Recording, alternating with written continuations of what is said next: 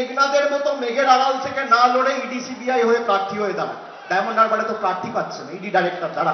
23 মে বিকালের পরে গোটা পশ্চিমবঙ্গের বিজেপি নেতারা ষষ্ঠ দফার প্রচার শেষ হয়ে গেলে ফ্রি হয়ে যাবে, তারপরে লড়াইয়ের ময়দানে দেখা হবে।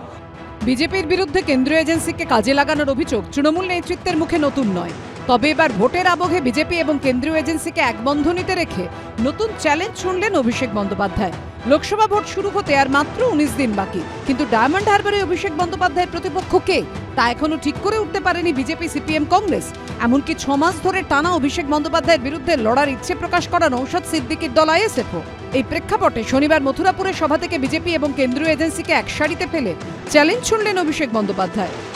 ভোট প্রচারে এসে প্রতিপক্ষকে চ্যালেঞ্জের পর চ্যালেঞ্জ ছোড়া যেন বঙ্গ রাজনীতির একটা অনিবার্য অঙ্গ হয়ে উঠেছে। এই যেমন অভিষেক বন্দ্যোপাধ্যায় মথুরাপুরে ভোট প্রচারে এসে ডায়মন্ড হারবারে তারই নির্বাচনী কেন্দ্রে বিরোধী প্রার্থী সম্পর্কে সরাসরি চ্যালেঞ্জ করে বসলেন।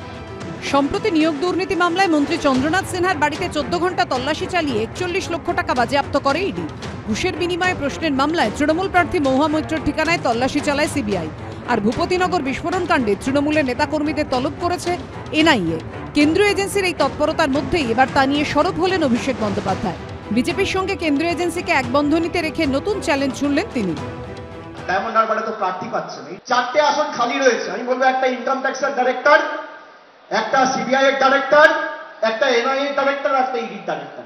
এই 4টে লোককে দান করে ডায়মন্ড হারবার সহ 4 কেন্দ্রে প্রার্থী নিয়ে ওরাই টেনশনে আছে, আমরা কোনো টেনশনে নেই। দ্বিতীয় লিস্টে অভিজিৎ গাঙ্গুলি, রেখা পাত্র, রাজমাতা, এদের দেখেই ওদের যা অবস্থা হয়েছে। কৃষ্ণ কল্যাণী যে সিটটায় পদত্যাগ করেছে ওখানে রাজীব কুমারকে প্রার্থী করে দিন, মুকুটমণিকে পদত্যাগ করতে হবে, হরিকৃষ্ণ দ্বিবেদী আছে, আলাপন ব্যানার্জি আছে, বাগদাতে দাঁড় করিয়ে দেন।